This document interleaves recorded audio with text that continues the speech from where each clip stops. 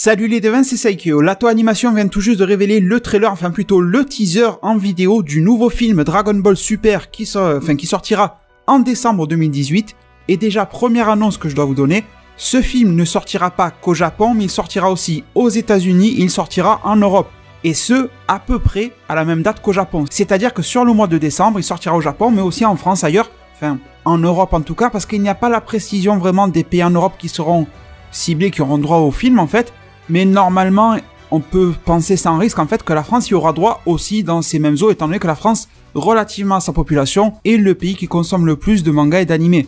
Et même si la ferveur mexicaine est forte pour Dragon Ball, en termes de consommation, la France est loin d'être en reste. Donc aujourd'hui, et je vais vous afficher des screenshots, on a le nouveau teaser trailer du film Dragon Ball Super. Je vous mettrai un lien pour aller le voir dans la description. Et cette vidéo sera bien sûr la première, parce qu'il y en aura d'autres sur le sujet. Là, c'est vraiment de la PLT réaction à chaud. Tout ce qui est l'analyse, comptez sur moi, laissez-moi le temps de digérer et on s'en reparlera dans une autre vidéo. Donc ce trailer commence déjà par nous présenter le personnage phare de Dragon Ball, Goku. Il n'y a plus aucun doute maintenant, c'est vrai qu'on a eu deux visuels maintenant qui étaient des dessins en fait, des artworks, de Goku en forme normale et de Goku SCJ récemment concernant le film, avec au niveau de la direction artistique Monsieur Shintani, qui marque bien sûr un gros revirement en termes d'animation et de dessin et de style tout simplement dans ce film-là, qui sera peut-être le style qui sera adopté dans une prochaine série DBS, on n'en sait pas trop, mais en tout cas pour le film il y a un gros changement. Au revoir Yamamuro, bonjour Shintani, et on peut dire que le changement visuel est là. Mais une chose les devins que vous devez savoir, là pour le moment vous voyez que un petit peu le bas du visage de Goku, c'est que les visuels que vous voyez ici ne représentent en aucun cas la qualité visuelle finale et définitive du film. Ce que je veux dire là, c'est que peut-être que vous allez adorer ce que le trailer vous montre et que le film sera différent, ou peut-être que vous allez détester ce que le trailer vous montre, mais que vous allez adorer le film au final parce que ça va changer. Rappelez-vous, pour le film Battle of Gods, on avait une espèce de teaser qui nous montrait Goku qui volait, etc. On n'a jamais eu ça dans le film. Et on n'a jamais eu ce style même d'animation qui était vraiment présent dans le film. Donc tout peut changer, mais c'est quand même là pour nous mettre sur de bonnes pistes. Sachant que ce teaser-là est assez inattendu et que normalement les annonces, et on en aura, c'est promis et ça arrivera, on en aura ce dimanche 25 mars concernant le film par rapport à une convention animé manga qui est là-bas au Japon, sur laquelle on en apprendra plus sur Gegege no Kitaro, l'anime remplaçant de DBS, et aussi sur le film DBS et pourquoi pas sur l'avenir et le futur de la franchise. Bon, on continue au niveau des visuels. Là, il est tout simplement écrit que c'est une histoire originale, caractère design, etc. de Akira Toriyama, supervisée par Akira Toriyama, ça on le sait depuis le premier jour. On voit Goku qui sautille, qui se prépare pour le combat, et on peut déjà un petit peu constater de la qualité d'animation, même si je le répète, elle ne reflète pas vraiment, voire même pas du tout de ce que sera le produit, le film final. Et si vous voulez mon petit premier avis sur ça, déjà les décors sont sympas, on va dire. On ne sait pas du tout si ça se passe sur Terre, sur une planète dans l'univers 7, sur une planète dans un autre univers que le 7. On ne sait pas du tout dans un monde mortel, un monde divin, aucune idée. C'est vrai que l'ambiance me fait énormément penser au film contre C13, le cyborg, ou aussi au film contre Dr Willow, je pense que vous en rappelez. En termes d'ambiance, forcément, il y a des roches et de la glace, donc ça y fait penser. Le ciel a l'air très terrien, mais on ne peut pas parier juste sur ça en disant que c'est la Terre. Au niveau du style d'animation, je vous ai dit le Goku qui sautille, etc.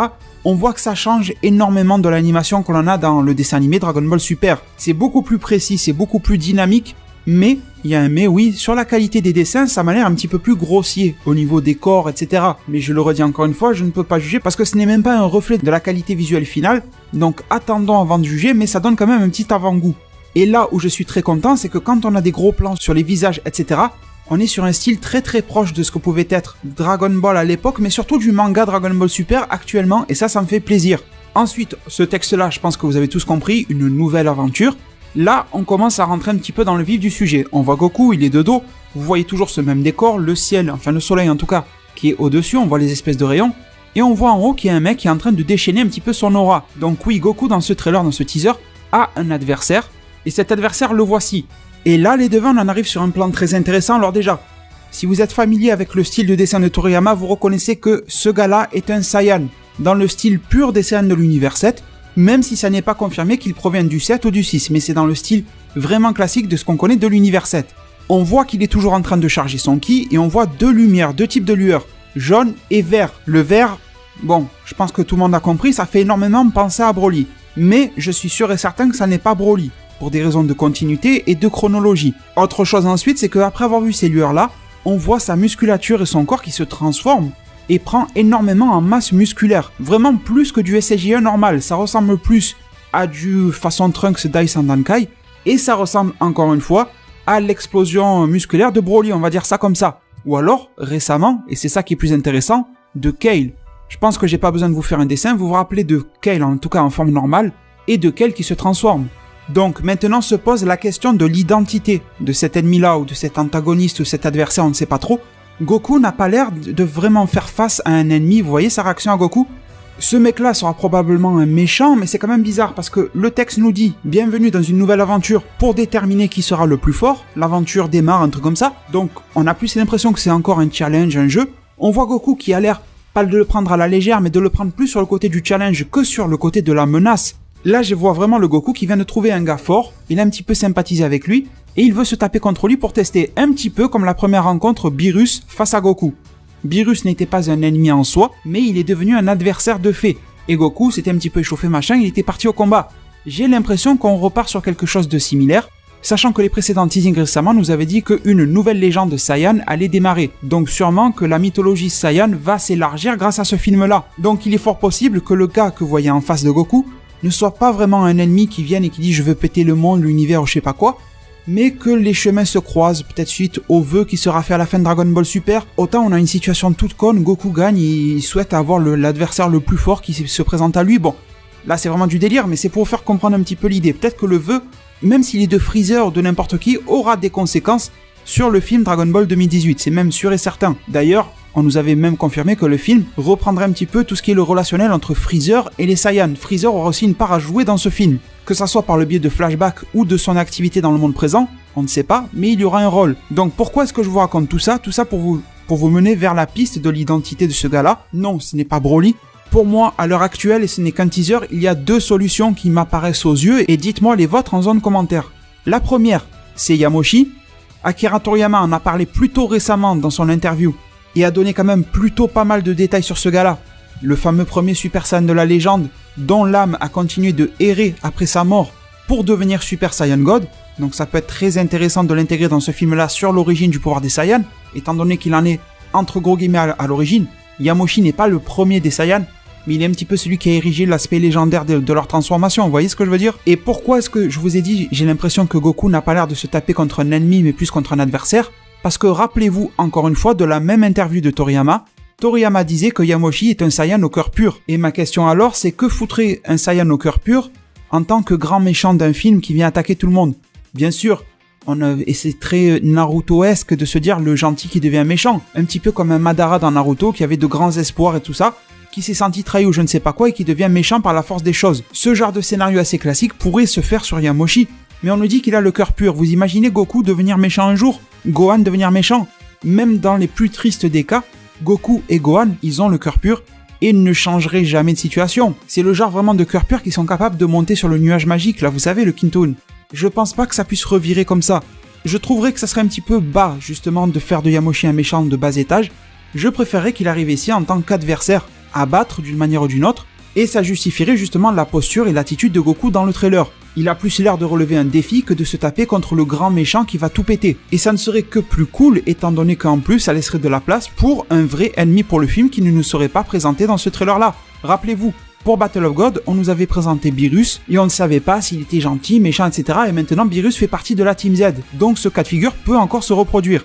Et deuxième option que je vois à ce jour, on est le 20 mars 2018, peut-être que demain on aura de nouvelles infos, c'est vous. Et pour faire du lien justement avec cet effet de transformation, ce mec-là était plutôt entre guillemets fin, et d'un coup il est devenu très musclé. On a vu sa masse musculaire se décupler, et on voit une aura verte se dégager de lui. Ça c'est pas rien. Est-ce que justement on ne pourrait pas avoir, pas Broly, pas lui, pas Broly, même pas son visage, vous avez vu le visage n'a rien à voir avec Broly, mais on va dire le Kale de l'univers 7. Vous voyez ce que je veux dire ? Et où est-ce que je veux en venir concrètement, je vous le dis de suite. Rappelons-nous de l'épisode 100 de Dragon Ball Super. Kale s'était transformée, elle était en forme de bas, cheveux noirs toute fine, etc. Elle est devenue gigantesque façon Broly, son ki est devenu verdâtre, et Vegeta dit à Goku, attention, fais attention à elle, elle ressemble au Saiyan originel. Donc ça c'est peut-être juste une phrase en l'air de la part de Vegeta pour dire qu'elle a l'air brutale, mais ça peut être aussi un élément de scénario pour nous dire que justement un Saiyan qui se transforme en un Saiji-1 mais de manière bizarre, en décuplant ses muscles x3 et en ayant un ki qui devient vert au lieu de devenir jaune, c'est peut-être lié à ce truc-là. Donc voilà les deux options aujourd'hui que j'ai concernant l'identité de ce gars. On s'en reparlera une fois que j'aurai fait une vraie analyse parce que là c'est uniquement de la réaction à chaud. Et on continue de regarder les visuels qu'il y a dans ce teaser là. On voit Goku qui a toujours l'air content en fait de se battre contre ce gars là. Il est en plein combat, vous voyez le dynamisme de l'animation, ça fait très arts martiaux asiatiques, vous voyez les postures etc. Il a toujours eu ces postures là, mais la mise en scène en tout cas, la fluidité, le pied qui se pose au sol, ça craque un petit peu la glace. Si c'est de la glace, parce que rappelez-vous, dans les films Star Wars, des fois on nous montre de la glace qui n'en est pas. On nous montre de la terre rouge qui n'en est pas, vous voyez. Donc on peut jouer sur les éléments, même si là ça a l'air d'être vraiment de la glace.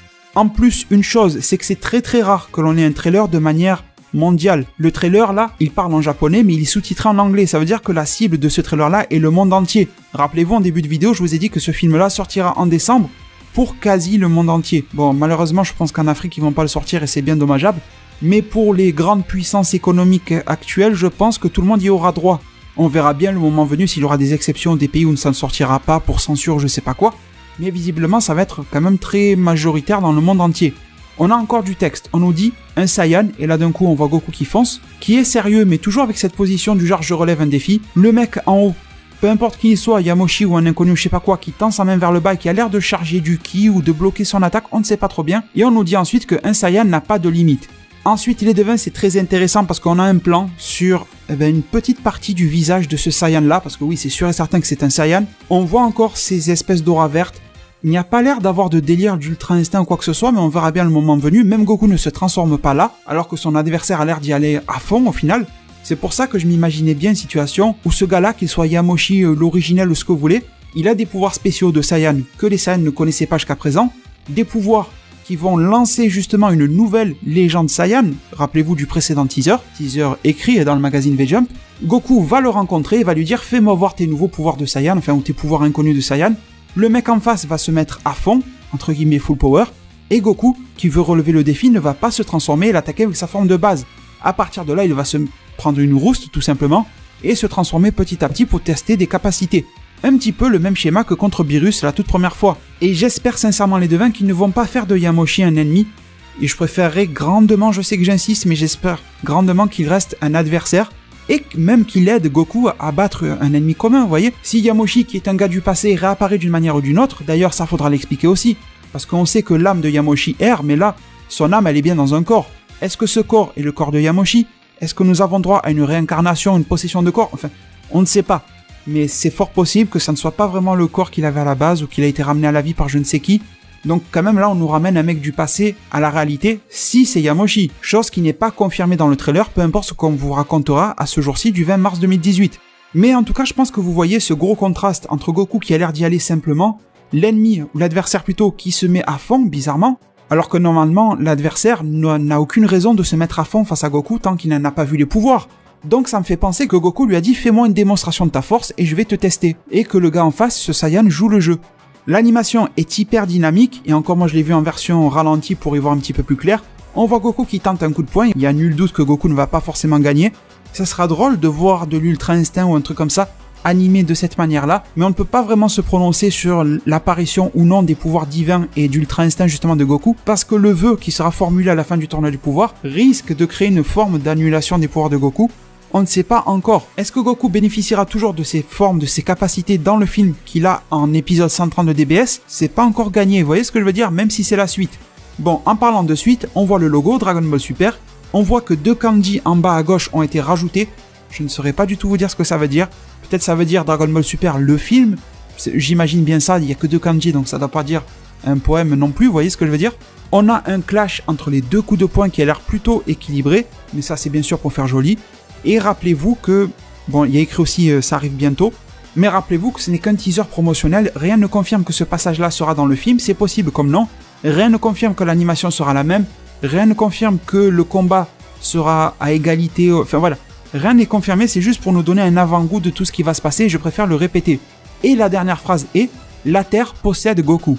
Dans le sens que la Terre a besoin d'être protégée par Goku, je pense qu'on en comprend la même chose. Donc ça peut confirmer déjà que le combat que l'on voit ici contre ce gars-là inconnu est sur Terre, mais rien ne confirme que ce gars-là est l'ennemi. Il y a 2 situations, il n'y en a pas 36. Soit c'est lui l'ennemi, et il va falloir le massacrer, soit lui c'est juste un adversaire, un Saiyan machin, avec qui Goku va sympathiser pour une raison X ou Y, une fois qu'ils auront démontré leur pouvoir machin, et un nouvel ennemi va se ramener. On ne sait pas pour le moment, mais dans les deux cas, ça me plairait énormément. Dans tous les cas, après, je sais pas vous, dites-moi en zone commentaire. Donc les devins, justement, on en a fait le tour de ce teaser trailer du nouveau film Dragon Ball 2018, trailer qui était inattendu vraiment. Je vous le redis, on aura des informations encore sur le film ce dimanche 25 mars.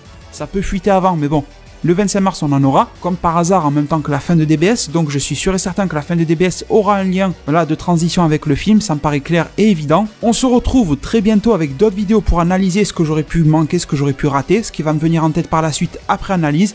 J'espère pouvoir vous retrouver pour cette vidéo qui est quand même très spéciale, très nombreux au niveau des likes, des j'aime.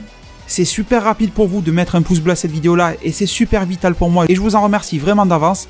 Prenez tous super bien soin de votre futur et à plus pour de prochains arts divinatoires.